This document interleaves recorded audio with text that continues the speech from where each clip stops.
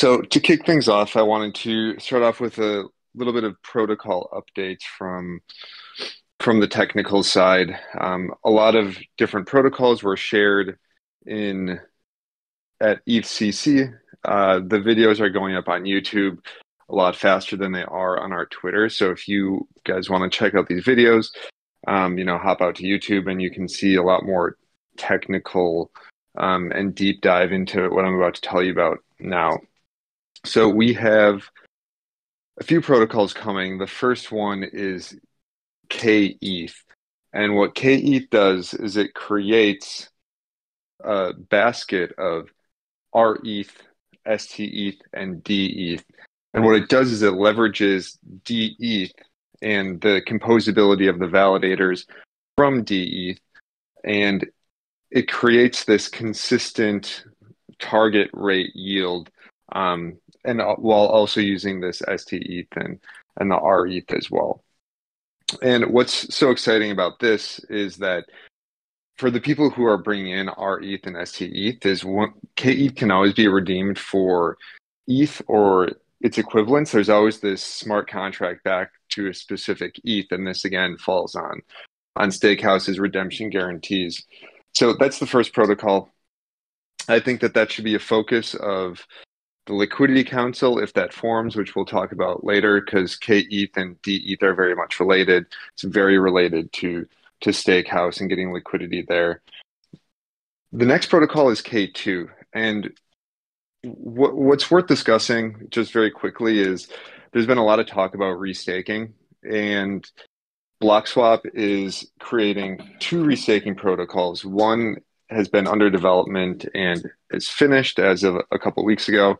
The second one's going to take a little bit more time, but to give a good picture, there needs to be an understanding of the difference between economic restaking and validator restaking, where economic restaking is probably the most commonly understood form, where there's any node operator and any slashable security, whether that be an LST or an LSD or USDC, it doesn't really matter. And on the other side, there's node operators. Any misbehavior of the node operators causes the slashing of the security. But these node operators do not have to be tied to Ethereum or anything in particular. It's just very simply just slashable economic security. On the other hand, there's the idea of restaking a validator, which would allow people to plug into Ethereum consensus.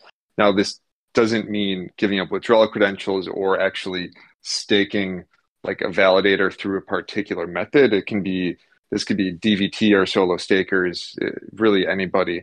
But what it does is it allows different protocols to access the different consensus mechanisms for Ethereum and recompose them and use them within their middleware.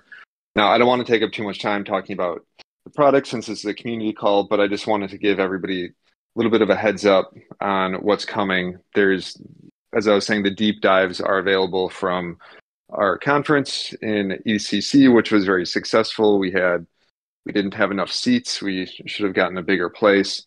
There's always, about 40 or 50 people sitting outside talking, waiting to get in. So it was very, very successful. Before I continue, are there any questions about these upcoming protocols that I can address for people? I think there was one open question in the DAO channel about how validators redeem cloud credits after the middleware users actually spend the BSN or burn the BSN. Yeah, okay. I think I may have addressed this, but the way that works is the middlewares are putting up collateral as well. The cloud credits just give them access to the marketplace, and then they actually have to pay the middleware as well for their service.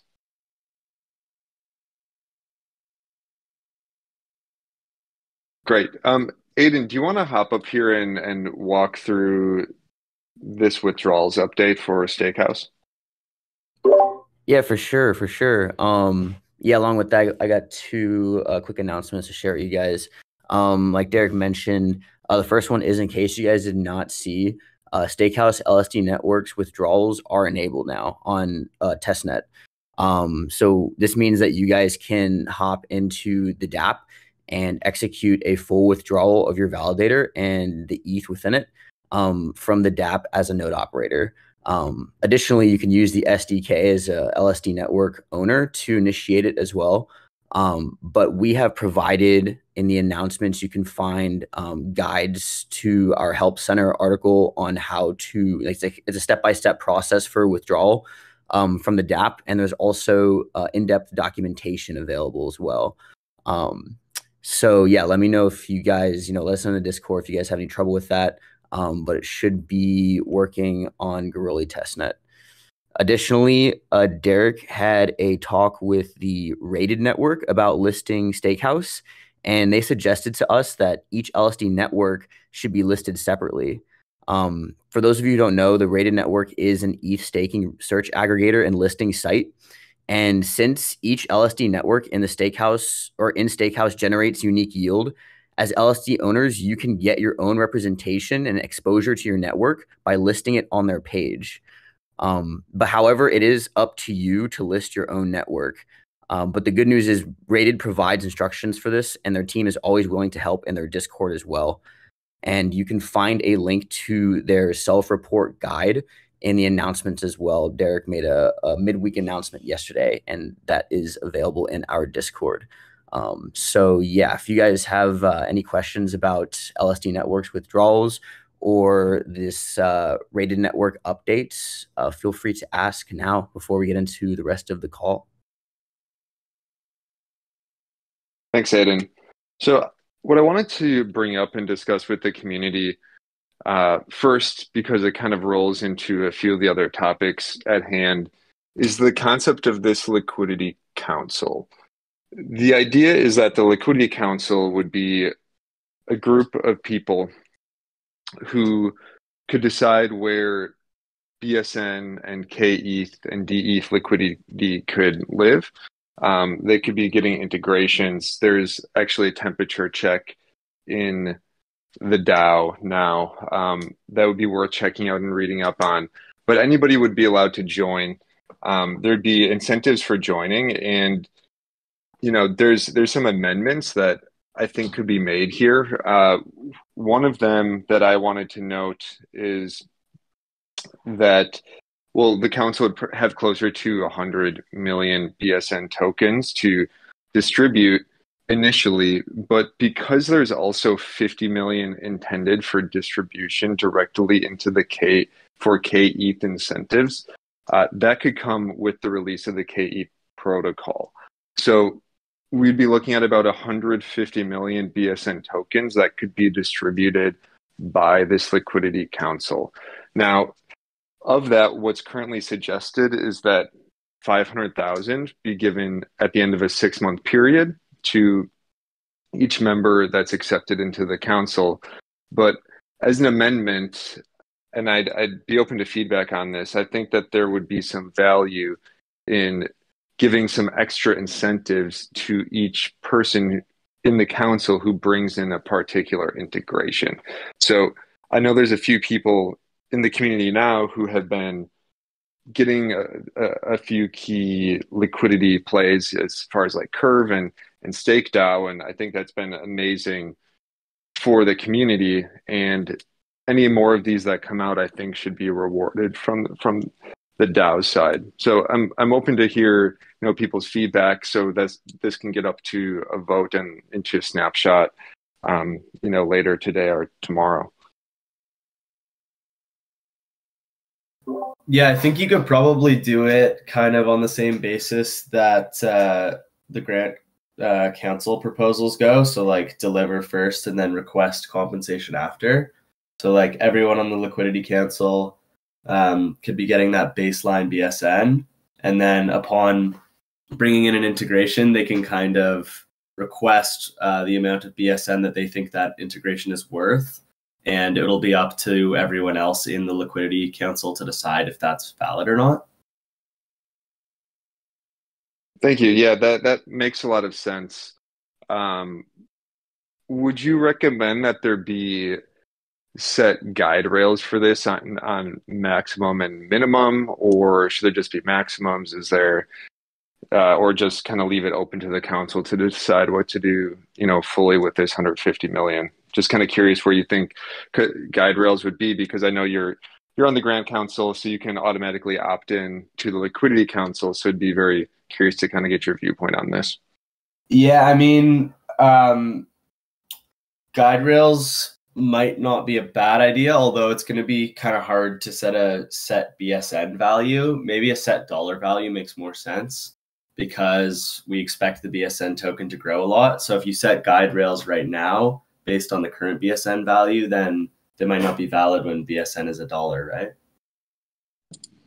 Right. Okay, that makes sense. So if we're going to do that, it would be, you're suggesting more set something in the terms of a maximum than setting minimums. Yeah. Okay. Are there any other thoughts around this? Let me share the temperature check with you guys here in case people want to go over it quick. But I think that this really rolls into a lot of the other conversations that people want to have around where liquidity should be. I know that we have some people in here who want to talk about liquidity on different platforms. So I just shared the proposal here, and this could all be then taken care of by the Liquidity Council rather than needing to go through the entire DAO. Very similar to the structure of the Grant Council.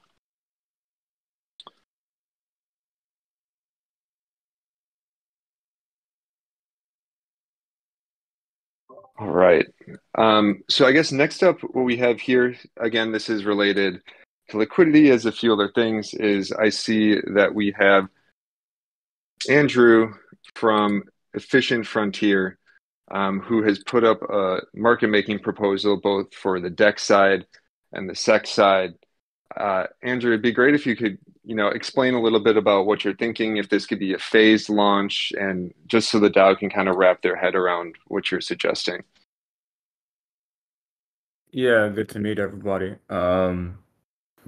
In terms of the proposal, I think maybe it makes sense to kind of explain the general loan option model, like what that entails, and then we can get into the specifics. But basically, the loan option model is probably the standard model that you see these days in crypto market making.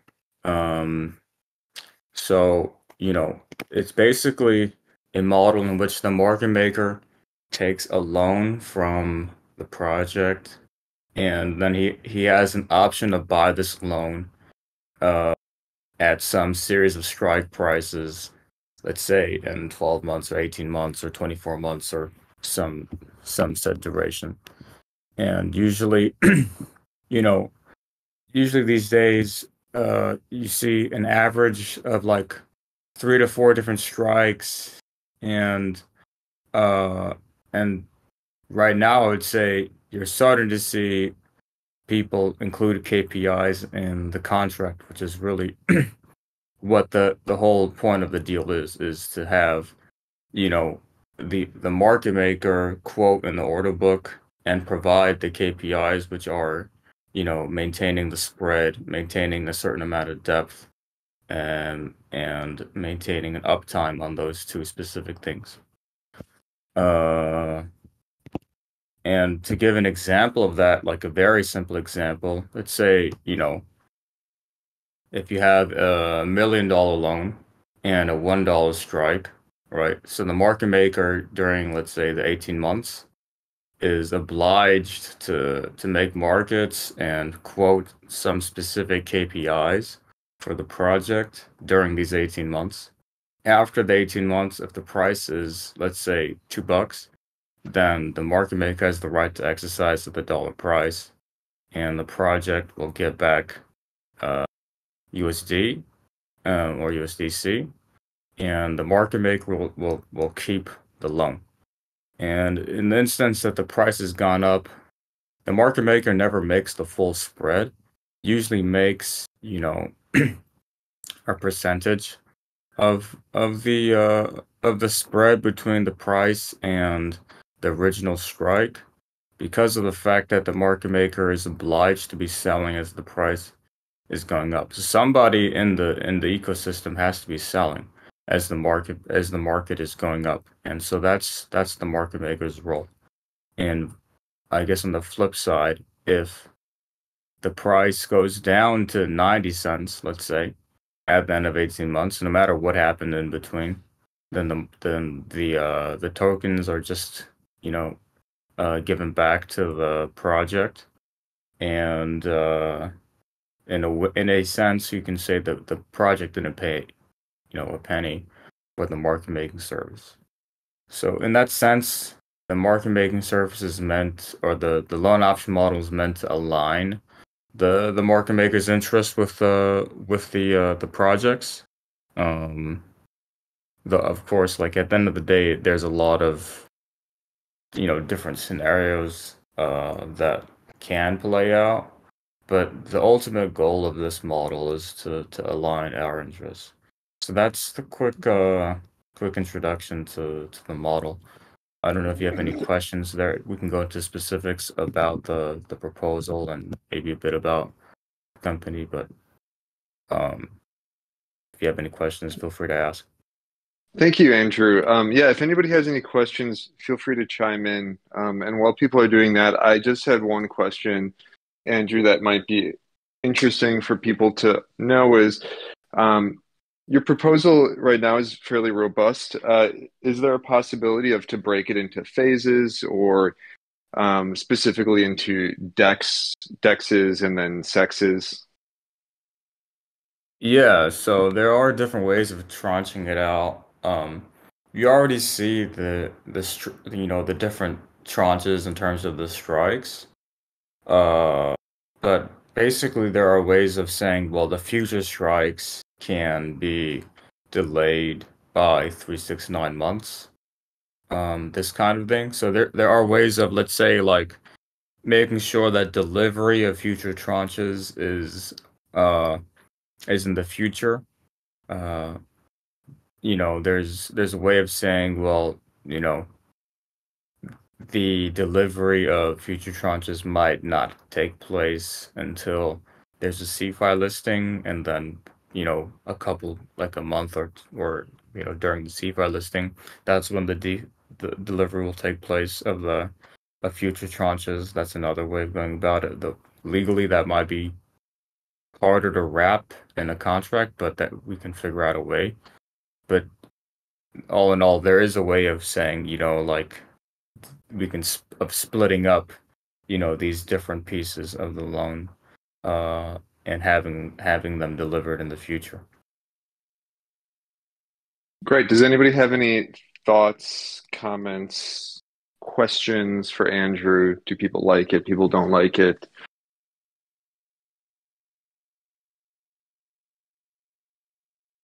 Okay, I think people might need a little bit more time to think about it. I believe Andrew's in the chat if people want to come in and follow up with any questions or on the governance forum. Thank you, Andrew. Next up is Tide. So Tide is a grant proposal that was approved, and what they're going to do is provide a method to provide on-chain incentives for people to either stake with Stakehouse or get involved with the protocol, maybe on the kETH level, which could be interesting and tie in a few of the different protocols. But somebody from Tide is here today. Could you share a little bit about where you're at and the status of the project?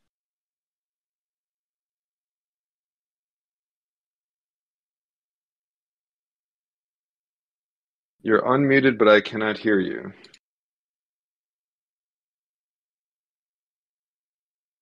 Can anybody else hear him? No, I can't hear. This might be a settings issue. If you go into settings, this happens to me whenever I switch between microphones, settings, and then audio, and then make sure that your microphone is set up to your current microphone. So user settings.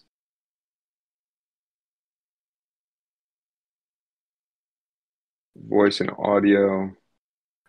Okay. Well, while you're getting that figured out, just so we can keep this moving, we'll move on to the next thing. And that is, there is a proposal by Methodic that is looking to provide help incentivize liquidity on L2s for Blockswap tokens. Methodic, are you here to share with us? Or I see Dan W, you're here as well. Does one of you want to come up here and explain your proposal? Yeah, sure. Our friend Methodic is on the in Australia, so it's a little late for him. So I decided to tell him to go to bed and chat here with y'all.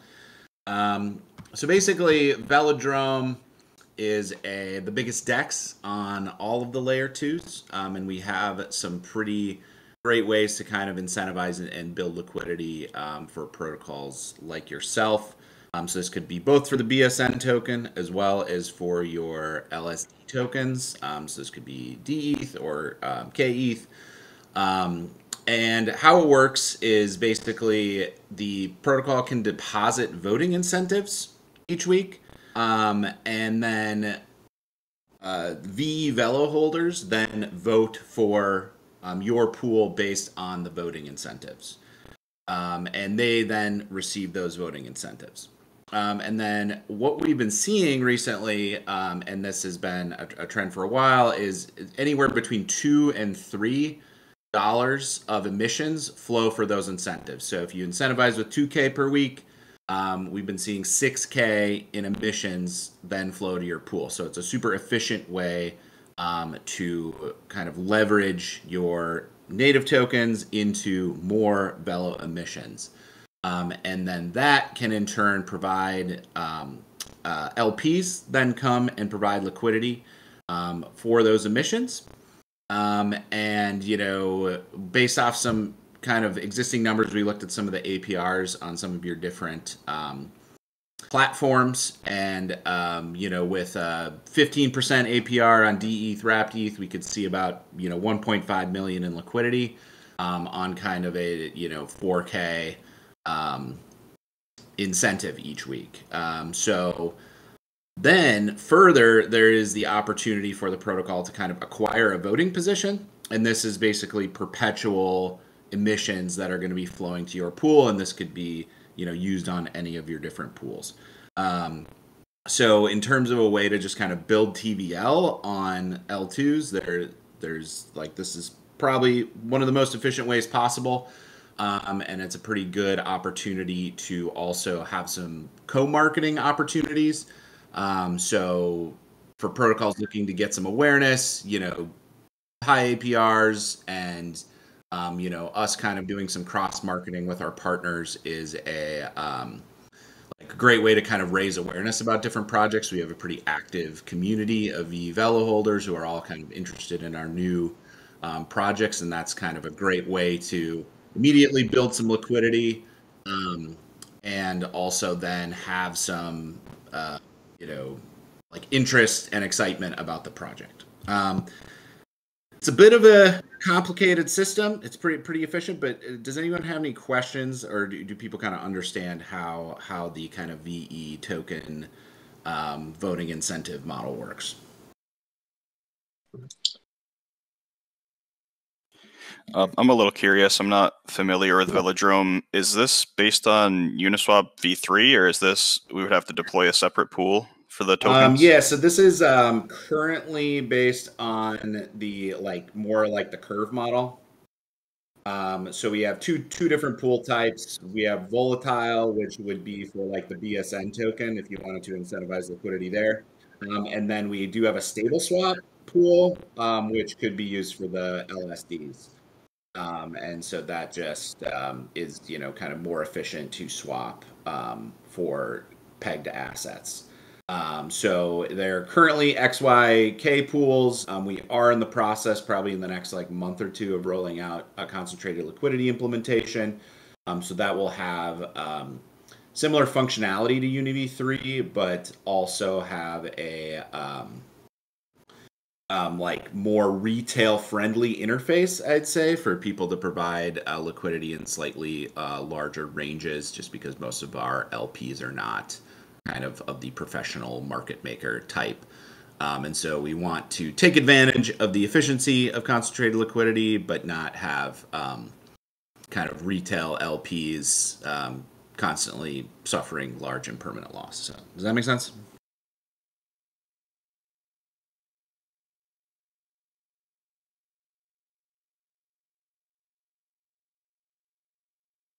Great. Thank you, Dan.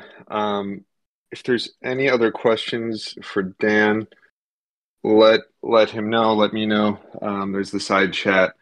I think that a lot of these that we just heard from with Valendrome and Efficient Frontier will likely fall to the Liquidity Council if that gets formed.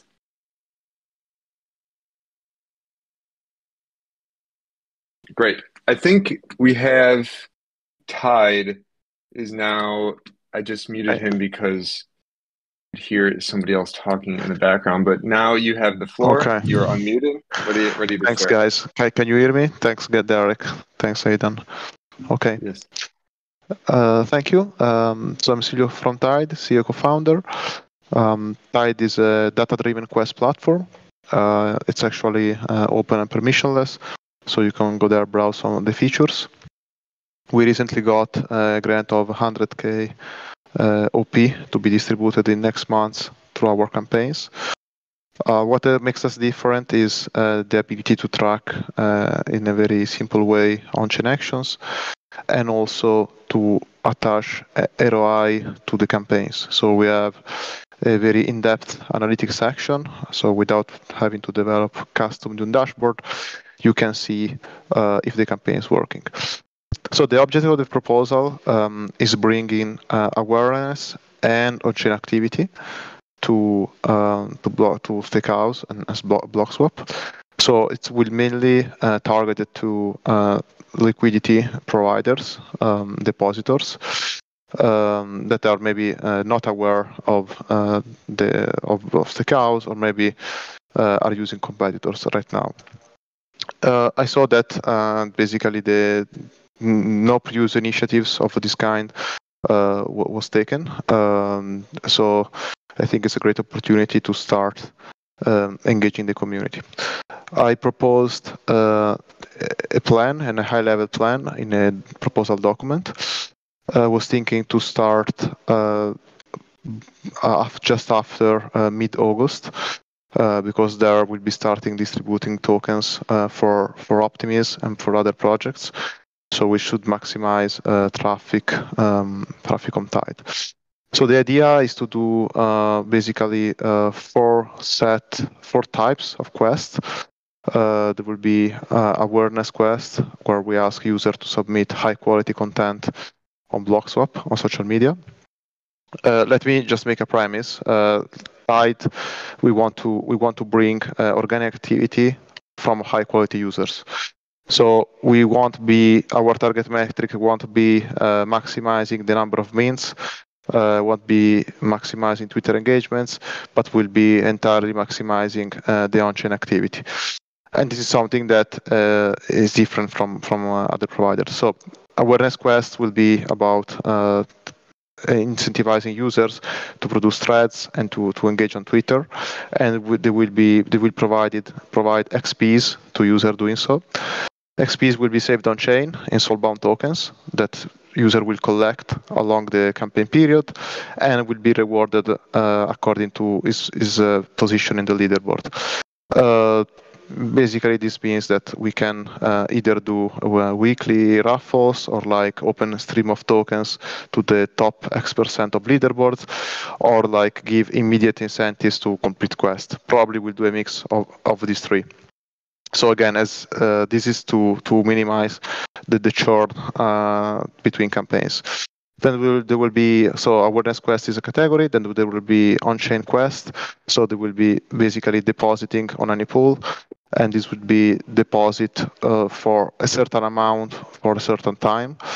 and only some wallets will be eligible. So users that have at least some transaction on Ethereum. This, in our experience, is very helpful. Although it's a simple measure, it's very helpful to minimize multi-accounting. And actually, when we run campaigns with these filters, wallets have almost 30x balance than without.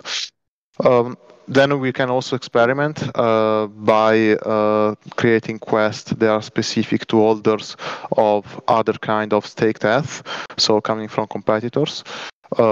Keen to hear also your feedback on that. That would be basically a micro vampire attack, and to test an experiment whether actually we can take users from somewhere else and see how sticky they are. My perception is that users of this kind of protocol and platform, staking ETH, are rather loyal, and I think that we also see and provide an analysis about this feature on the Blockswap user base using Tide Analytics. So yeah, that's an overview. Again, I wanted actually to share screen, but I had to go mobile to speak with for mic issues. The document I sent in the proposal contains an overview, but then we will go in deep dive in the next weeks, start to provide the NFT designs and the specific rewards. Again, your campaign should start. If you have questions, no. Already no, talked with that was one of my questions was, if we could set a start date for this. Yeah, I was thinking to go on August 20th, if it's okay for you, or 21st, so Monday after the holiday period. We can even do a bit before, but for me would be ideal. That works for me. If anybody else has any issues, can let them know. So I do have one comment. I know you had mentioned ETH from other providers. Maybe this could be something where they could just stake directly to kETH. So rather than being a vampire attack, they can upgrade their STETH and RETH to kETH, and they'll get a little benefit out of it as well. And then we don't have to vampire attack anybody. That's just a thought. So it's kind of up to you what you think will be most effective. No, I think actually I'm also looking for this kind of feedbacks. I'm studying Stakehouse and studying but yes, of course, it would be more effective, and I guess the reach out of the user would be even simpler, right? Mm-hmm. So yeah, I guess if it's an upgrade on existing yield, it would even work better for the narrative. Yep, exactly. Does anybody have any questions or comments for Tide?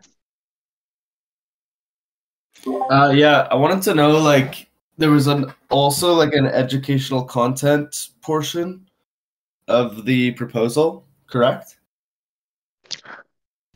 Yeah, we'll do some quest based on the awareness. We won't specifically do content, but we'll try to, do some quizzes, some learn to earn for lower entry quests, let's say, for the first. Yeah. Okay. And then we'll do, of course, co-marketing, sharing everything with our user base, and so on and so forth. But I think content was more the focus of another proposal. So we'll be mostly about sponsoring and making what's already available more popular. Okay, got you. So we're only referring to the Tide tooling proposal right now, right? Yeah. Okay. Are you guys open to talking about the separate proposal about the content you guys were going to do? Or is that, am I talking to the right person? I think the content specific proposal was from another team. That actually it would even make sense for us to coordinate with them. Maybe to do something together. But yeah, it was outside the scope of our proposal. Okay, sorry. Yeah, I might have got my wires crossed a little bit there, but yeah, we should definitely meet with them as well. I think that would be a good communication to have. Yeah, of course. I think having the right timing and coordinating these initiatives is crucial. So even if we can maybe set up like a Notion or like a tracker of all this, and then we can better coordinate. I think there is already one, but yeah. Okay, sounds good. Thank you. Great. Thanks, guys. Robbie, I see that you're in here. Just curious if you want to hop on, take the floor, and kind of explain a little bit. I know you have a proposal that's passed through the council to create some content through the roll-up. I know you guys were in ECC as well. If you want to share a little bit, some updates or some thoughts or what you kind of plan on doing, that'd be great. If you're in here. Okay. I don't think Robbie's in here, or he's passive or something. Robbie, if you do come back in, feel free to let me know, and we can get you up here to talk. The last bit of items to discuss is around the emissions for Stakehouse LSD networks. So these emissions were for 120 days, and that period lapsed about a week or two ago. There's still about 80 million BSN tokens, give or take, that have yet to be distributed for this purpose. Now, since they're already out with the intention of getting adoption for Stakehouse, that is something that we can look at doing something else with. I would think that it would make sense to lump these with the Liquidity Council as well and let them figure out where the best place is for these tokens. So that's something that could go into the actual proposal that'll be coming on Snapshot later today or tomorrow around the Liquidity Council. Does anybody have any thoughts or feedback on that?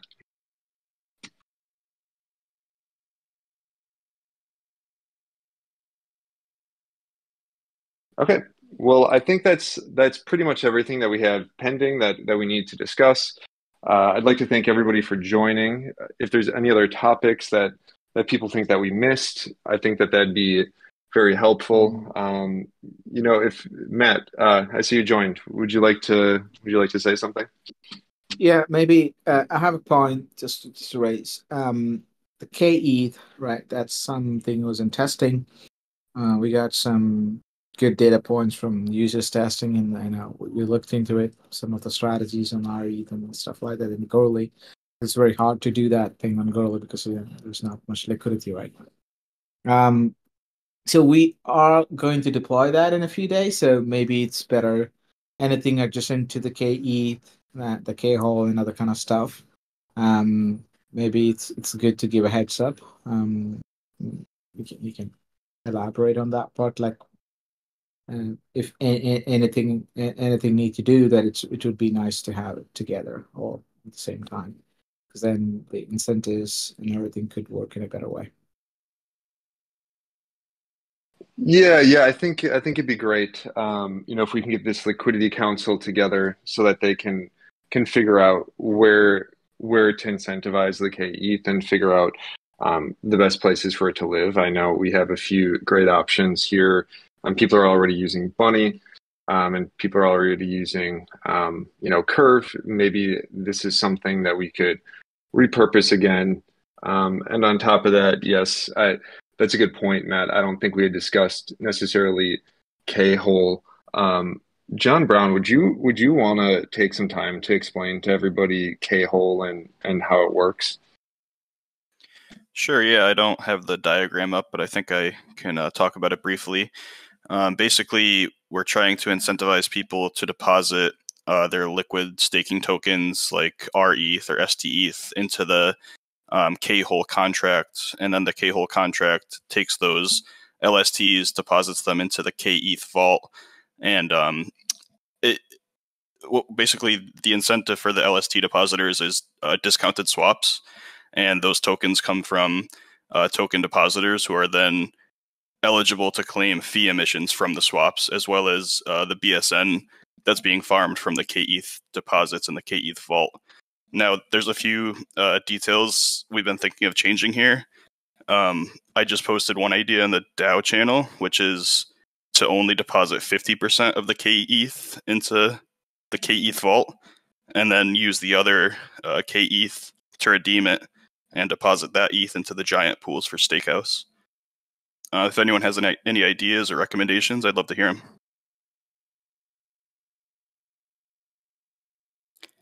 Also, I'm still kind of busy with the bribe marketplace for friend delegation, so the K-hole project might come as a separate grant application.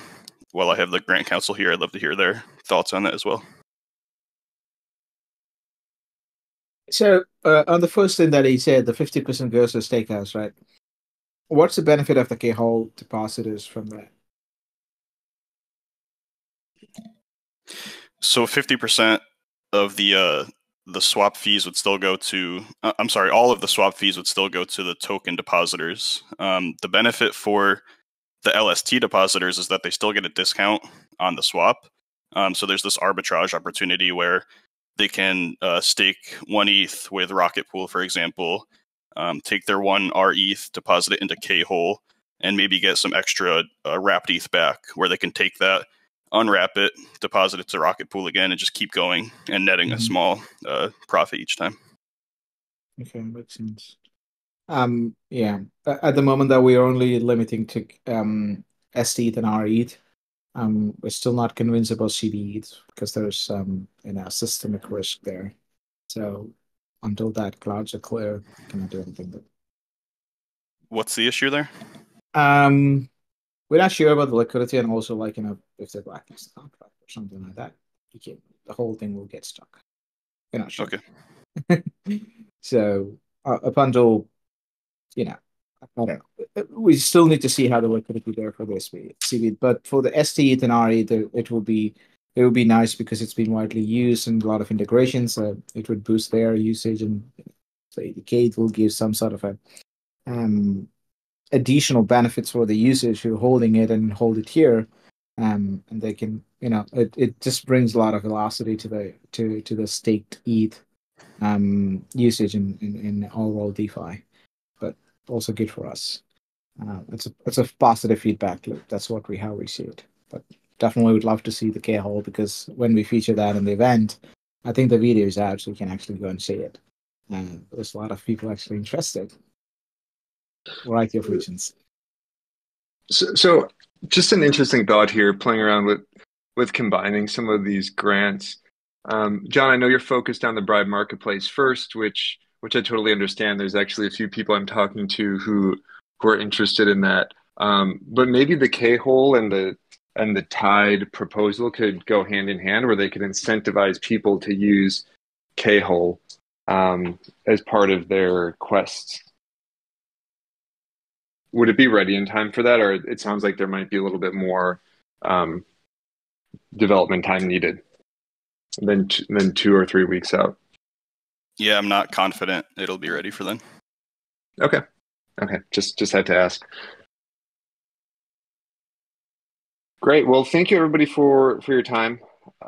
We will get these changes to Liquidity Council that everybody has, and let's get that up for a vote and get that passed so people can start working on this council. I know that so far, Smeety Boop and Token Wolf have signaled their intent to join on the public forum. And we just need 3 members for it to be fully joined, and then it'll be autonomous, where they can allow people in based off of applications or not allow people in. So again, thanks everybody for joining us today. We'll be hanging out in the chat. Yeah, go ahead, John. Yeah, one last question. When are we going to get the official proposal for the Liquidity Council, and will it be on Snapshot or Tally? It'll likely be today or tomorrow, and it'll be on Snapshot, since this is utilizing tokens that are already in circulation that are designated for this purpose. It's just assigning people to distribute them. Cool. Thanks. Yeah. All right. Thank you, everybody. Thank you. Have a good one. See you soon, guys. Too.